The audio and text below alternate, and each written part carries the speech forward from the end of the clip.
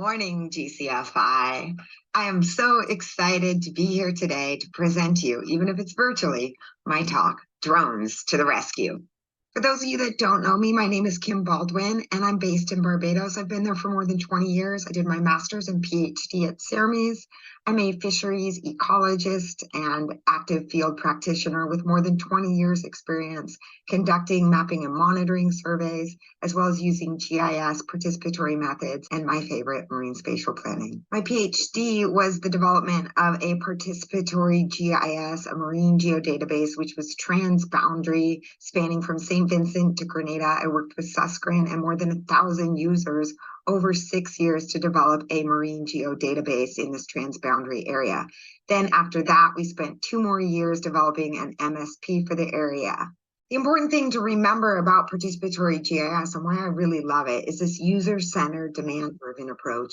The good governance principles is what underpins this approach. So it allows you to get good product, good data, good comprehensive information. But more excitingly for me, it's all about the process. It's all about building understanding and incrementally strengthening capacity and empowering people. So over the next few years, I worked with a variety of different stakeholders and refined this approach, collecting data for marine spatial planning. We did this in Pedro Bank, Jamaica, Barbados, Trinidad, the Gulf of Paria, St. Vincent, as well as in Antigua, showing that this approach could be applied on multiple scales and levels successfully. So even though we were creating lots of really good comprehensive data, yet the more I worked on marine spatial planning projects, the more I realized we had limited capacity to use the data. Furthermore, we had inadequate resources in terms of data, computer, hardware, personnel, and then add the complexities of the Caribbean in terms of multiple scales, levels, and the extreme environments. So at this point, I decided to shift my priorities and set up my company with the goal to strengthen capacity across the Caribbean, to effectively use geospatial tools and apply this collaborative approach. But there was still one problem. Learning GIS and IT tools were not easy. The learning curve was very steep, especially for widespread adoption across the region. And then in 2015, there was the advent of drones. This really was a game changer for me. This tool allows you to go out and fly, capture your own aerial data, process it, create geospatial data, and then use web mapping dashboard tools to analyze and get ready for this. Output all of your results in GIS. This was great.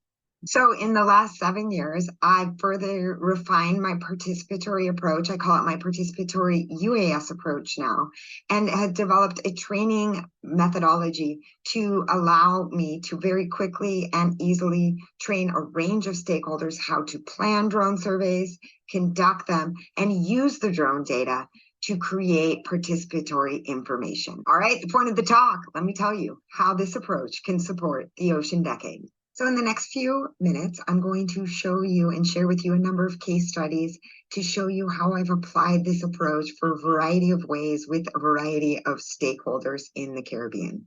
On your audience's data and information needs, a number of different flight plans can be applied. Besides just a drone map, fixed point photos or videos can be recorded, 360 drone panoramas taken and collected and used for a variety of ways.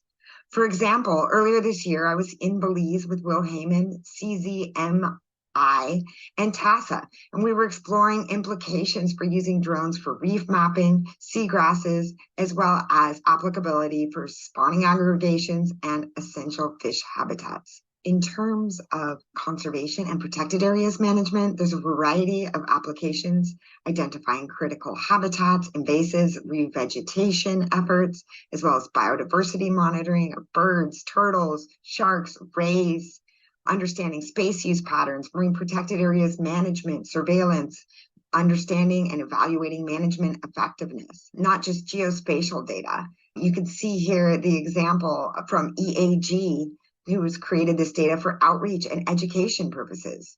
This is another great example from Anguilla. I just got back training the National Trust and Disaster Management Agency there. We chose a site, sandy ground, for multiple reasons. This monitoring site was chosen as it is a new protected area. It also has a low-lying coastal community, which is highly susceptible to climatic hazards. It's important for tourism, fishing as well. So we went out and we did base mapping and panoramas and collected a variety of information. And then Hurricane Tammy hit. So the team immediately, we got to go back out with the fire department and collect more spatial data and create 3D maps and models of the impact of the storm.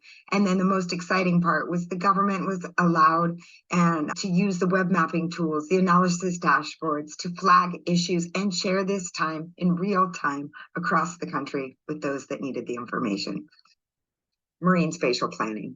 Participatory GIS, Participatory-UAS has a large role to play here in terms of improving data collection for MSP, as well as tracking changes over time. For example, Mullins Reef here, I've been mapping with the drones since 2016, and we're able to map and monitor the Acropora nursery here.